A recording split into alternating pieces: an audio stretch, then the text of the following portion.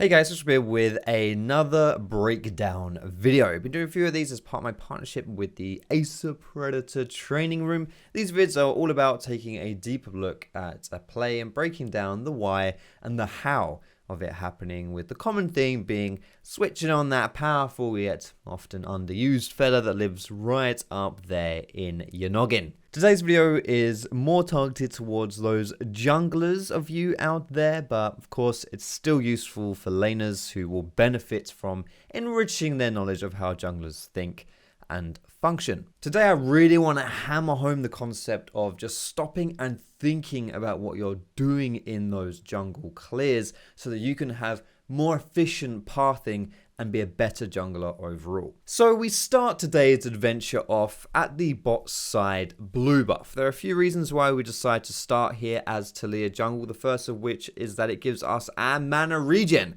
which is amazing because we're a caster and we want to be spamming those abilities. And we also get a leash from our bot lane, meaning our first camp is a lot easier and a lot faster. If you've watched any of my gameplays, you'll know what's coming next. We're going to go for the top side scuttle. But before we actually kill this scuttle crab, I want to put a cheeky little ward down on the enemy blue buff. This gives us some information as to where the enemy jungle is. And by putting this ward down, we can see that Kayn hasn't taken it yet. It's still alive. But we're not going to go and kill it just yet, because if Kayn does show up, we'll be in a little bit of a pickle. So we will finish off that scuttle crab. But once that scuttle crab dies, we have to stop and think about what our next move is going to be.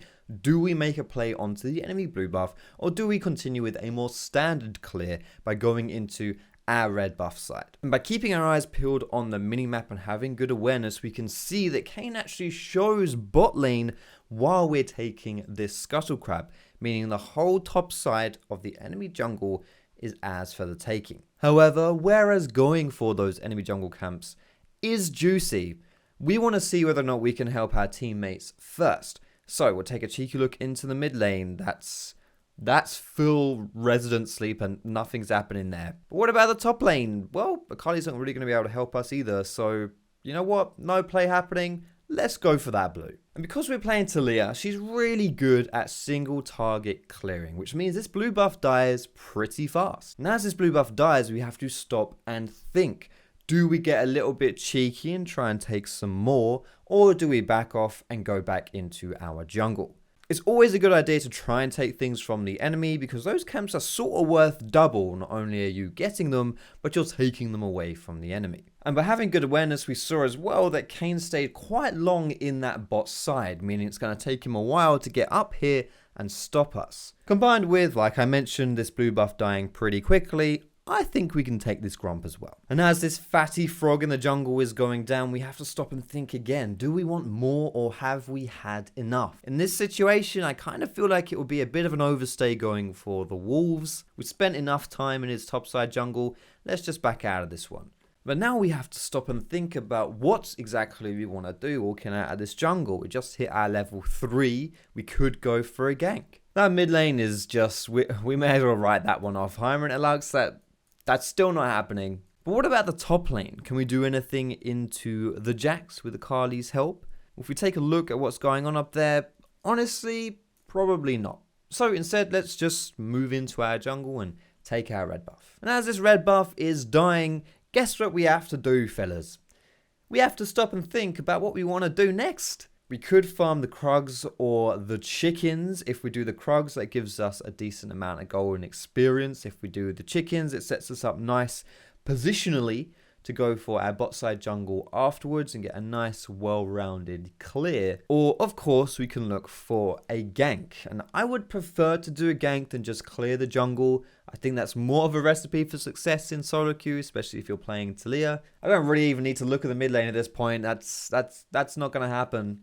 But if you look at the top lane, that's actually gankable. Specifically, we can dive that Jax. He's a little bit low, he's under his tower. We can make this one happen. Don't write off plays just because the enemy champions are under their tower or pushed in. Dives might be risky, but it's high risk, high reward. We also have good vision down at the enemy blue buff with our zombie ward. We have the scuttle crab for vision as well. We can also make a tentative assumption that Kane probably won't be around this top side because there's actually not really much for him to take anymore since I've already nicked it. So let's go for the dive. This is where your mechanical skill comes into the fold, whereas before everything's just been more about your brain and your macro plays. Going for this dive, I already failed my seismic shove, but I mean, no one saw it, so I guess it's fine. I didn't actually fail it, right? So with the power of friendship and some good synergy, we bring the jacks down. Pretty good stuff really for your first clear, and all it took was a little bit of awareness on the minimap and using our brain. Who'd have thought League of Legends could be so gosh darn diddly easy to play? Not only will that do it for our first jungle clear, but that'll do it for our video today as well, guys. Thank you so much for watching, guys. Like I mentioned, these breakdown videos are made in partnership with the Acer Predator Training Room. If you don't know what the training room is, it's essentially a tool that you can use that covers loads of different games to help you improve your play. More specifically, each game in the training room will have a creator making educational content aimed at the more intermediate level stuff. So if you want to get your grubby hands on some more high-end educational content, the Acer Predator Training Room is the place to be. Thanks so much for watching, guys. Have a fantastic day. Cheesy thumbs up if you like the video. Subscribe to me for more, and I will see you in my next.